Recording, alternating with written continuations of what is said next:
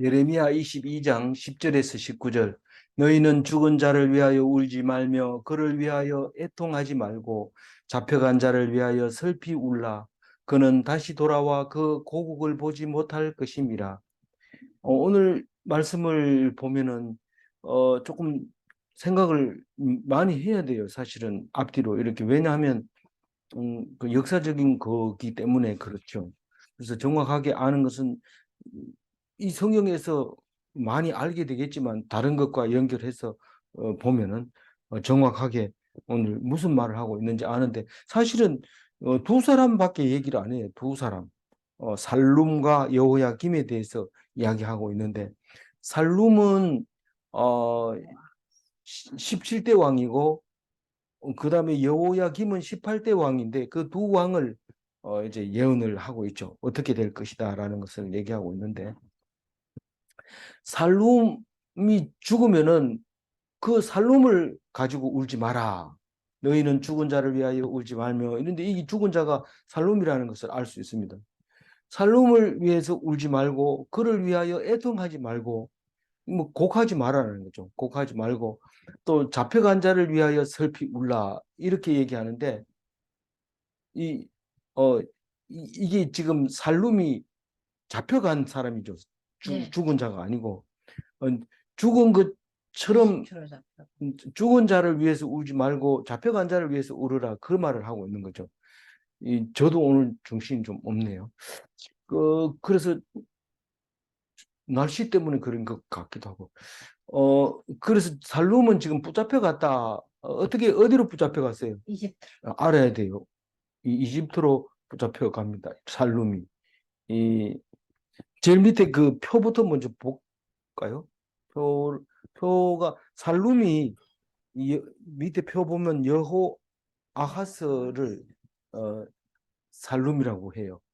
여기 지금 17대 왕 여호 아하스를 살룸이라고 부르고 있는데, 이 살룸은 붙잡혀 간단 말이에요. 이집트로 가서 거기서 죽고 다시는 연락이 없어요. 그런데 이 17대 왕이니까 16대 요시아가 죽고, 여호 아하스를, 살룸이 여호 아하스라고 그랬죠? 네. 17대 왕이 여호 아하스를 백성이, 이 요시아는 어떻게 죽으세요? 마지막 머깃도 전쟁에서 죽게 됩니다. 그리고 바로 백성들이 여호 아하스 네 번째 아들을 왕으로 등극을 시켜줍니다. 왜 그랬을까요? 다른 사람이 시원찮으니까 그렇겠죠. 이 백성들이 급하게 이제 세웁니다. 왜냐하면 요시아는 이집트에 대들다가 죽어버렸고, 어, 그 죽어버렸는데, 이제 사실은 목적이 지금 유다를 향해서 이집트가 올라왔는 게 아니라 갈그미스 전투라고 해가지고 그 아수르하고 바벨론 전쟁에 참여하려고 올라가다가 이 유다 왕이 대드는 바람에 유다 왕이 죽어버리잖아요. 그게 요시아 왕인데, 그게 머깃도 전쟁이잖아요. 그러니까 그 머깃도는 지금 이스라엘 땅이죠. 그, 그 헬몬 저 헬몬산이 아니고 무슨 산이죠? 그 음, 툭 튀어나온 산. 어 저기 그 하여튼 저기 이스라엘 평원에 있는 게 머깃도죠. 머깃도인데 거기서 죽었는데, 죽으니까 이게 뭔 일이냐. 참 요시아 왕은 참 좋은 왕이거든요. 그래가지고 백성들이, 근데 왕이 죽으니까 아이 그래도 굉장히 힘들었던 것 같아요. 그 백성들이 왜 그런 순조롭게 안 하고. 근데 마지는 지금 이름도 없어요. 이름도 없고 안 나와요. 근데 마지는 없는데 막내인은 그 왕을 세워준 거예요, 백성들이. 근데 그 둘째 아들, 셋째 아들 다 시원찮았던 게 확실해요. 지금 오늘 야단치는 거 보면은 둘째 아들, 셋째 아들 다 시원찮았는데, 막내 아들을 왕을 딱 시켜놓으니까 이 이집트가 그 갈그미스 전투에서 무성부로 내려옵니다. 이집트로 내려갑니다.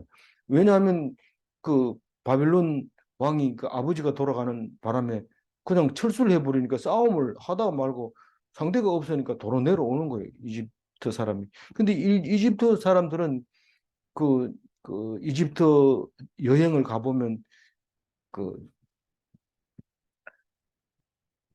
그 왕조의 그 비석이 새겨져 있는 이제 갈그미스 전투에서 승리했다고 이렇게 나와 있는데 사실은 그게 아니라는 거죠. 그럼 그왕 이름이 뭡니까? 저기 어, 시사? 어, 이집트 왕 중에서 우리가 가서 볼 수 있는 왕이 투탕카멘 나오는 그 근데 거기인데 그 하여튼 어쨌든 이집트는 내려가면서 여호아하스를 금방 저기 누가 이 조그만 걸 왕을 세워가지고 너들 장난치나 이러면서 여호아하스를 살룸을 데리고 가버린 거죠. 이집트로 끌고 간 거죠. 끌고 가고 가면서 누구를 여호야김을 세운 이제 여호야김 얘기가 나오죠. 이 여호야김을 이제 왕으로 세워놓고 갑니다. 근데 나중에 싸울 때 이집트가 집니다.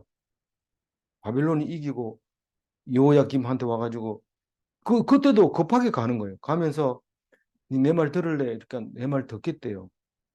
바벨론 말을 잘 듣겠다. 그래놓고 11년이나 지난 거예요. 잘 듣겠다고 바벨론 말 잘 듣겠다고 해놓고 갔는데 11년 동안 여호야김이 마음이 변해서 자꾸만 이집트 쪽으로 마음이 가는 거예요. 그러니까 바벨론에서 사람을 보내가지고 여호야김을 죽여버리고 짐승처럼 죽여버립니다. 죽여버리고 뒤이어서 곧장 따라온 게 누구예요?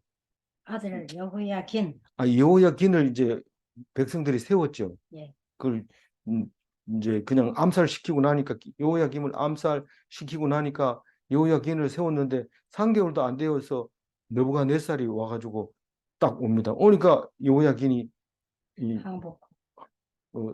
왕후를 데리고 가서 항복을 해서 살아남습니다. 이게 이제 예수님 조상이 된 거죠. 그래가지고 바벨론으로 가서 살게 되는데 그때 제일 마지막 왕 누굽니까? 시드기야가 삼촌이죠. 여호야긴의 삼촌이죠. 왕이 세워놨는데 삼촌은 나는 한 번도 왕 못 해봤다 이런데 그 좋은 것도 아닌데 딱 지가 하겠다고 자진해서 왕이 됩니다. 그래가지고 이 시드기야가 마지막 결국은 눈알이 빠지고 죽잖아요. 그 역사가 밑에 표에 남유다 136년이 무슨 뜻입니까? 북이스라엘이 722년에 멸망을 합니다. 그리고 남유다가 586년에 멸망하니까 그게 136년 동안 남유다만 유지하고 있었죠. 북이스라엘이 멸망하고 남유다가 136년 동안 이제 남유다만 살아 있을 때에 히스기야에서부터 시드기야까지의 그 족보를 말하고 있는 건데 그 히스기야는 왕이 돼가지고 7년 있다가 북이스라엘이 멸망을 합니다. 남유다 왕으로 히스기야가 있다가 그 히스기야 이야기에도 이사야서에 보면 자세히 잘 나와 있죠. 이제 이 예레미야 중간쯤 하다가 이제 8월 달이 끝나면 8월 달 지나가면 9월 달부터는 역대 열왕기를 하죠. 열왕기를 하면 이제 그 내용이 더 자세하게 나옵니다. 뭐 예수 믿는 거하고 별 관계 없는 역대기, 열왕기, 예레미야 이거 좀 안 하고 신약만 그 요한복음만 하면 안 됩니까? 이런데 그것만 하면 안 됩니다. 신학적으로는 굉장히 중요하고 참 그걸 공부를 해야 되지만 그 배경에는 이게 있어야 되는데 우리 이거 자세하게 몰라도 되지만 나중에 자세하게 알수록 더 은혜가 되는 겁니다. 우리 뭐 아버지 이름 몰라도 뭐 밥 뭐 얻어먹고 사는 데는 지장 없어요. 그러나 알면 훨씬 낫습니다. 그리고 학생들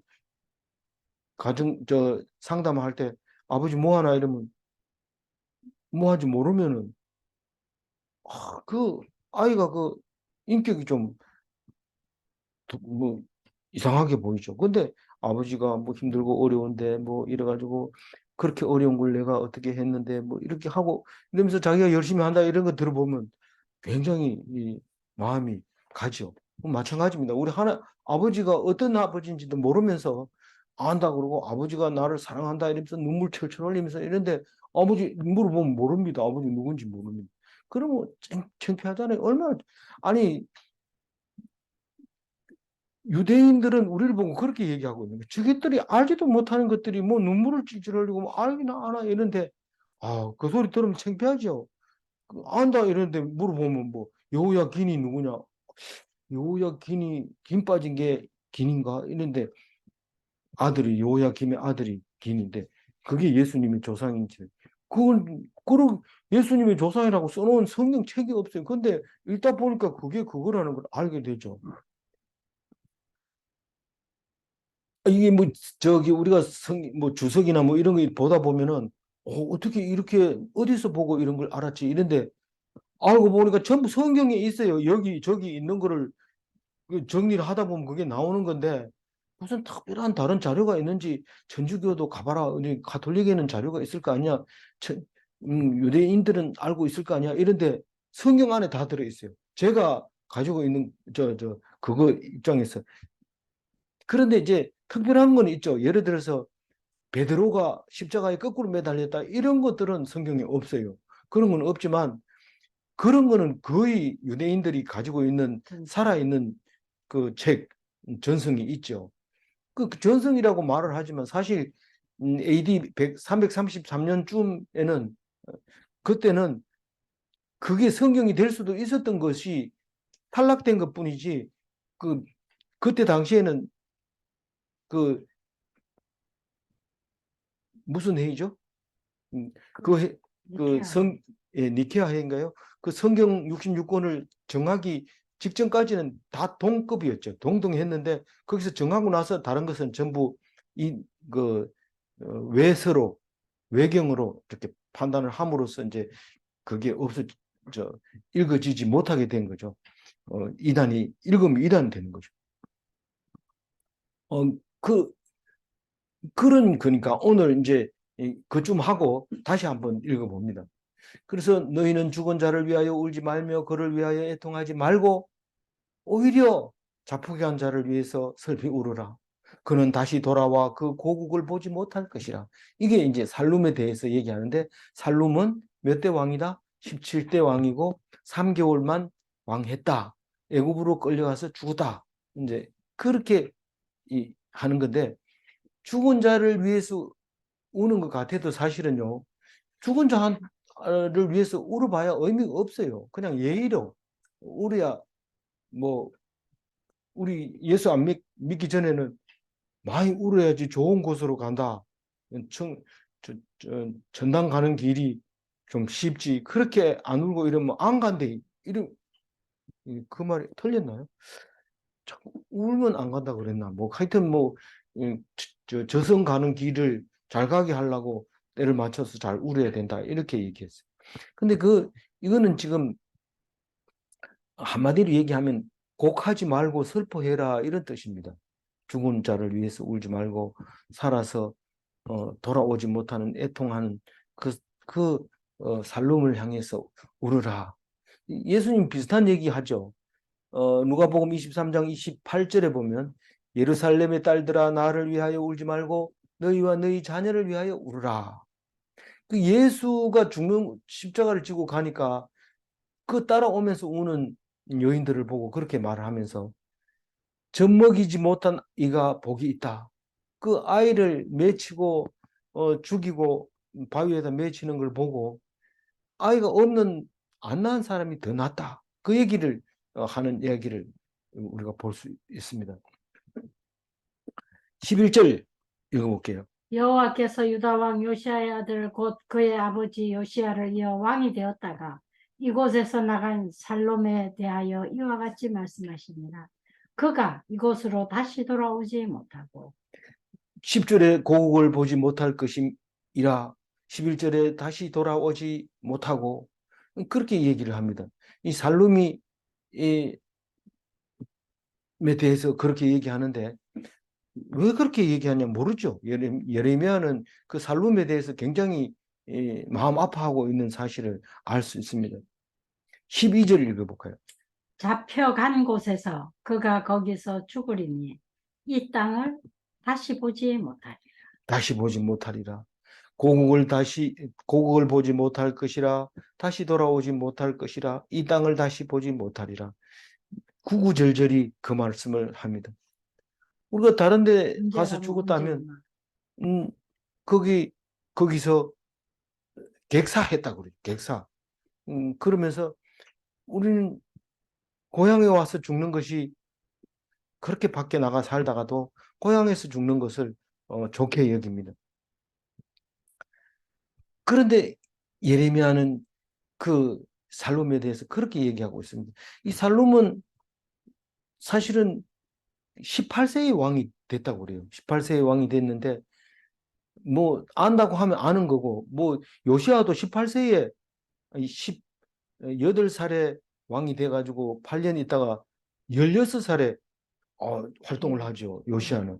근데 이 18세니까 살롬은 그래도 좀 큰 편이긴 한데 굉장히 책망을 받았던 것 같아요. 그래도 젊고 또 아직까지 죄를 덜 지었잖아요. 그런데 그 막내 아들, 넷째 아들 살롬은 그렇지만 둘째, 셋째는 다 시원찮아요. 지금 얘기를 보면 시원찮다는 얘기는 죄를 많이 지은 악하다는 거죠. 그러니까 백성들이 기대를 했는데 죽어버린 거죠. 이제 끌려간 거죠. 이집트로. 그거를 그리고 국민들이 세웠고 그랬으니까 이런 애타는 말을 한 것 같아요. 이름이 여호아하스라고도 하고 아시아라고도 해요. 살룸을. 근데 아버지는 잘했는 걸로 예레미야가 해요. 역대기나 열왕기에는 요시아가 잘했다고 말하지 않는데 이 이 예레미야는 요시아를 아주 잘했다고, 그러니까 16대 왕을 말하는 거예요. 제가 31년 동안 왕을 했는데 결국은 요시아가 사망한 게 마지막 전쟁이라고 생각하면 돼요. 전쟁 해보지도 못하고 그냥 왕 폼만 잡았기 때문에 마지막 전쟁이었죠. 이 유다가 할 수 있는 마지막 전쟁. 그래서 머기토 전쟁을 아마겟돈 전쟁이라고 계시록에서 이야기하면서 영화도 나와 있지만 인류의 마지막 전쟁으로 묘사하기도 합니다. 그래서 그 요시아는 그 아버지 때부터 또 북이스라엘이 망하기 전에 세워놓은 우상 이런 것들을 다 깨부수고 성전도 수리하고 성전 수리하다 또 두루마리 발견해서 또 유월절도 지내고 그래가지고 칭찬을 많이 해줍니다. 지금 예레미야는. 그런데 이제 그, 그 이외에 여호야김이나 여호야기는 어, 별로로 말하고 있습니다. 13절 한번 읽어. 불의로 그 집을 세우며 부정하게 그 다락방을 지으며 자기의 이웃을 고용하고 그의 품삯을 주지 아니하는 자에게 화 있을진저. 이게 여호야김을 말하고 있습니다. 13절부터는 여호야김을 얘기하고 있는데 불의로 집을 세웠대요. 이 여호야김은 18대 왕이잖아요. 예. 그런데 애굽이 음, 세웠는데 그 바벨론이 이겨가지고 나한테 복종한다 그러면 내가 왕 그냥 세워줄게. 이러니까 그렇게 하겠다 이래가지고 어, 왕이 돼가지고는 나중에 돌아서는 바람에 배신해가지고 나귀처럼 끌려가는 거죠. 지금 나귀처럼 끌려간다는 거는 제일 마지막에 19절에 나와 있지만 여호야김이 그렇게 죽는, 그러니까 아니 바벨론에게 배신했는데 왜 성경에서 그렇게 나쁘게 얘기합니까? 하나님이 왕을 세울 때는 누가 세운다고요? 하나님이 세운다고요. 우리가 세우는 것 아니에요. 지가 왕 한다고 그랬어요. 지가 왕 한다는 게 하나님이 허락하지 않으면 왕 한다고 했어요. 왕 할 수 있는 게 아니거든요. 그래서 순종하면 살고 순종 안 하면 죽습니다. 어제 얘기가 뭡니까? 너희들이 정의와 공의를 세우면 내가 왕으로 그냥 세워놓고 불순종하면 죽는다 이런데 내가 왕인데 불순종을 누구한테 합니까? 이런데 니보다 더 센 사람이 있다 이러면은 거기에 순종해야 됩니다. 그걸 안 한 거예요. 그러니까 짐승이 돼버린 거예요. 짐승처럼 끌고 가가지고 개처럼 죽여버린 거죠. 우리는 개라는 말을 쓰는데 여기는 낙이라는 말을 써요. 짐승이 그건 개보다 낙이가 더 많았나 봐요. 당연히 많겠죠. 사막이 많으니까. 그래서 그 자기 집을 세우고 어, 집 세우는데 뭔 불의냐 이런데 불의로 세웠다는 거예요. 부정하게 예, 다락방을 지으며 그때도 뭐 법이 있었던가 봐요. 다락방을 지으면 안 된다는 법이 있었는지 모르지만 부정하게 지은 거예요. 그러니까 좋지 않은 방인 것 같아요. 다락방에서 뭔 보수도 쳤는지 뭔지 모르지만 다락방에서 그런 그 부정한 거예요. 그리고 주잖아. 그거를 짓는데도 또 이웃을 고용해가지고 돈 줄게 이래놓고는 돈을 안 주는 거예요. 당연히 돈 줄게 하고 지으면야 뭐 돈 주면 되지. 그거는 괜찮지만 우리는 이렇게 하기가 굉장히 어렵습니다. 뭐 어떻게 하기가요? 일을 시키고 돈을 제대로 제때 주기가 굉장히 어렵습니다. 왜냐하면 돈이 돌아가야 또 돈 줄 수도 있지만은 또 그러고 또 뭐 그렇게 많이 안 받아가도 우선 살 수 있잖아요. 그러니까 또 좀 늦게 주고 뭐 이유가 많습니다. 근데 임금 체불이 제일 그 악성 민원이죠. 가장 큰 건데 그게 잘 안 돼. 그래 뭐 일을 하려고 하면 욕먹을 생각을 하든지 아니면은 일 벌리지 말아야 됩니다. 안 그러면 욕 먹습니다. 그게. 그래서 이웃을 고용하고 그 품삯을 주지 아니하는 자가 화 있을 진조 여호야 김이 화를 당할 사람이다라고 얘기를 하고 있습니다. 왜 그러나고 자세히 읽어보니까 14절 읽어봅니다. 그가 이르기를 내가 나를 위하여 큰 집과 넓은 다락방을 지으리라 하고 자기를 위하여 창문을 만들고 그것에 백향목으로 입히고 붉은 빛으로 칠하도다. 아니 자기를 위해서 큰 집을 짓고 넓은 다락방을 짓는 게 뭐 문제 있습니까? 물론 제가 학교 다닐 때만 해도 호화주택 이래가지고 몇 평 이상 되면 걸렸어요.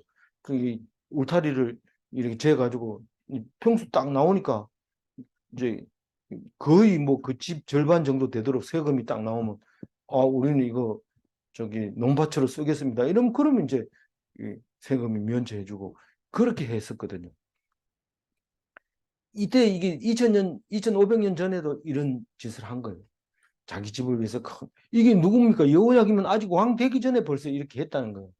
그러니까 왕 자격을 안 준 거죠. 둘째 아들인데도 안 줬던 거예요.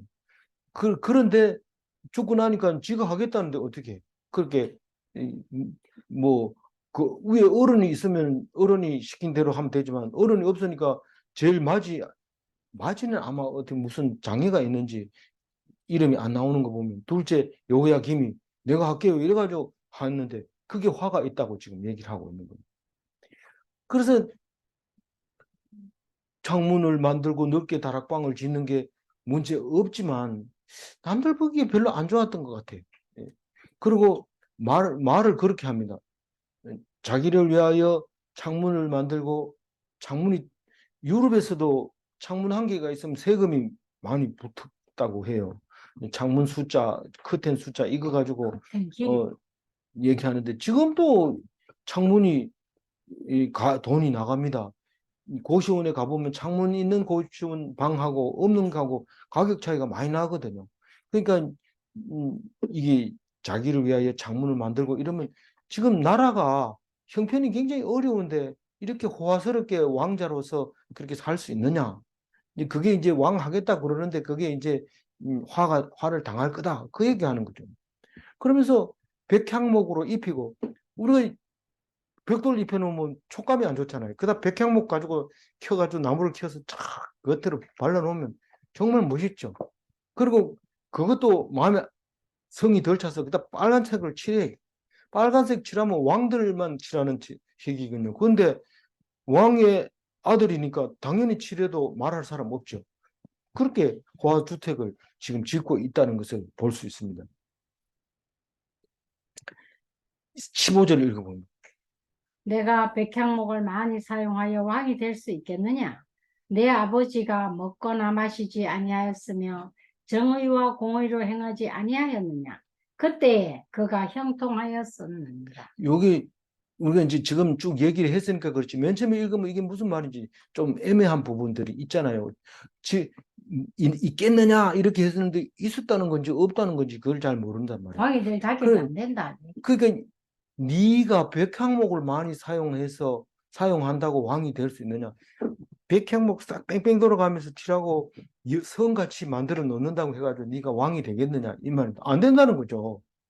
왕이 될 자격이 그래도 11년이나 했으니까 안 됩니까? 이미 마지막 왕은 지나갔다는 거죠. 너희들은 겨우겨우 지금 힘들게 살 거다. 네 아버지가 요시야. 예, 요시아를 말하는 겁니다. 18대 요시아 그러니까 여호야김의 아버지. 여호야김은 둘째 아들. 아버지 요시아. 아마겟돈 전쟁에서 죽은 왕. 그 왕이 좋다고 지금 얘기하고 있어요. 그 아버지가 잘했다고 얘기하고. 그 아버지가 어땠다고요? 먹거나 마시지 아니하였으며 이 말은 먹거나 마시지 아니하였으며 이 말은 마음껏 먹고 마셨다. 킹 제임스 버전에는 마음껏 그렇게 써놨어요. 마음껏 먹고 마셨다.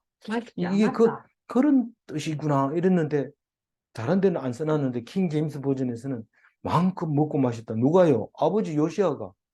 그 다음에 정의와 공의를 행하지 아니하였느냐? 정의를 공의를 행했다는 거예요? 안 행했다? 행했다는 거예요. 그때에 그가 형통하였었느니라. 그때가 언제입니까?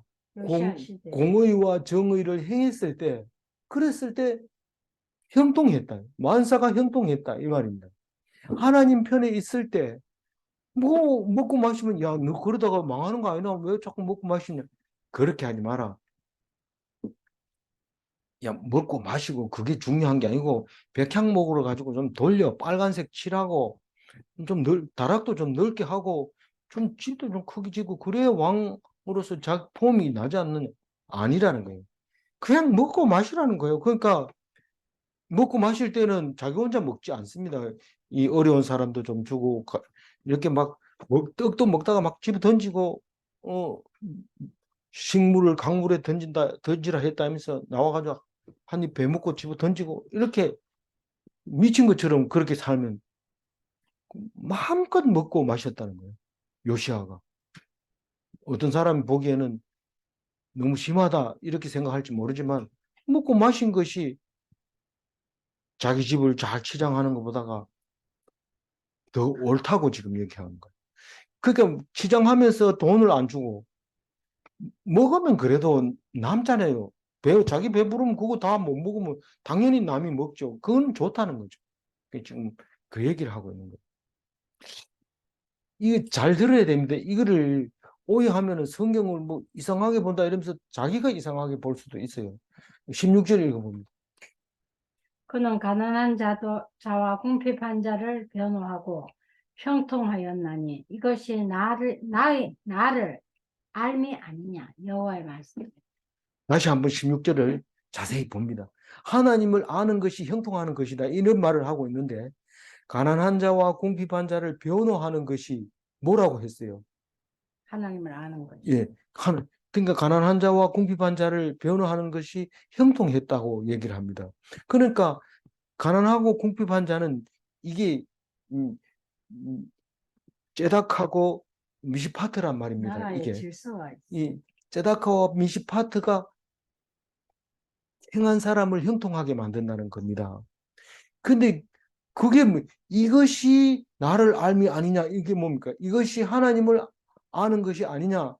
이것이 하나님에 대해서 아는 게 아니고 하나님을 아는 겁니다. 이 야다라 그럼 하는 거죠.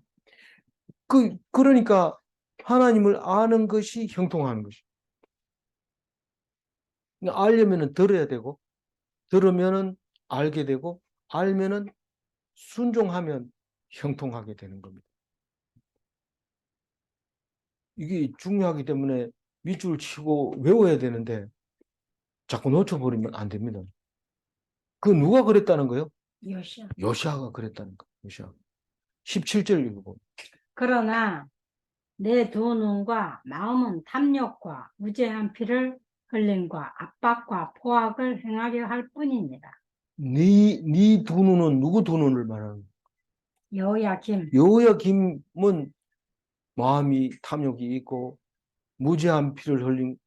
그냥 이거 우리 볼 때는 뭐 오늘 내가 돈 안 찾아놨으니까 내일 찾아줄게 이러고 늦게 주는 게 아니라 아예 안 주고 떼먹어 버린 거예요. 그리고 돈 달라고 그러니까 죽여버리고 이런 거죠. 그 무지한 피를 흘렸다는 거죠. 그리고 압박하고 포악하고 요야미 김이 그랬대요. 우리는 모르죠. 모르는데 예레미야가 다 얘기하잖아요. 이게 여호야 김 이러거든. 김새다 이래 생각하시면 돼요. 이게 아주 그런 사람이었어요. 그런데 그래도 아들은 그래도 예레미야 말을 들었어요. 여호야 긴 말이죠. 그래서 예수님의 조상이 된 거예요. 18절 읽어봅니다. 그러므로 여호와께서 유다의 왕 요시야의 아들 여호야김에 대하여 이와 같이 말씀하십니다. 무리가 그를 위하여 슬프다 내 형제여, 슬프다 내 자매여 하며 통곡하지 아니할 것이며, 그를 위하여 슬프다 주여, 슬프다 그 영광이여 하며 통곡하지도 아니할 것이다. 뭐 여호야김이 왕이 죽는다고 해서 뭐 근데 왜 내 자매라고 했을까요?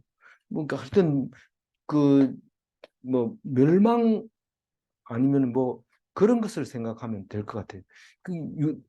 이 여호야김이 죽는다고 해가지고 슬퍼할 형제들이 없다. 형제가 없다. 그리고 뒤에 이 여호야김은 왕이 죽었다고 해가지고 슬퍼할 부하가 신하가 없다. 그 얘기가 18절 얘기입니다. 그러니까 뭐 죽을 때 별로 울지 않는 거 보니까 살았는 게 별 의미 없다 이런 뜻입니다. 우리의 삶이 어떨까요? 지금 여호야김을 보고 있습니까? 그러면 우리 허사한 거죠. 그럼 막 울어야 됩니까? 아니, 울어야 된다는 게 아니라 우리의 모습을 말하고 있는 거죠. 18절. 어떻게 된다고요? 19절. 그가 끌려 예루살렘 문 밖에 던져지고 나귀같이 매장함을 당하리라. 나귀가 죽으면은 매장을 안 하면 그게 이게 뭐 파리가 달려 들어가지고 주위가 냄새도 나고 더럽잖아요. 근데 매장해요. 흙으로 이렇게 덮어야 돼요. 예루살렘 문 밖에 던져지고 이 말은 그냥 그 흰놈의 골짜기 그 재버리는 곳에 집어 던진다는 거죠. 그렇게 죽었어요. 여호야김은 어,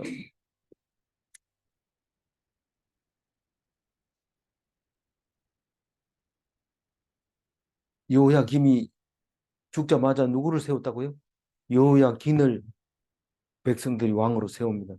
3개월 뒤에 느부갓네살 왕이 왔을 때 항복하고 바벨론으로 끌려가고 거기서 낳은 자식들이 스룹바벨이 제사장이 돼서 돌아오죠. 그리고 그 후손으로 예수님이 오시고 그래서 예수님이 말씀으로 오시면서 영원한 다윗의 왕위를 가지고 왔다.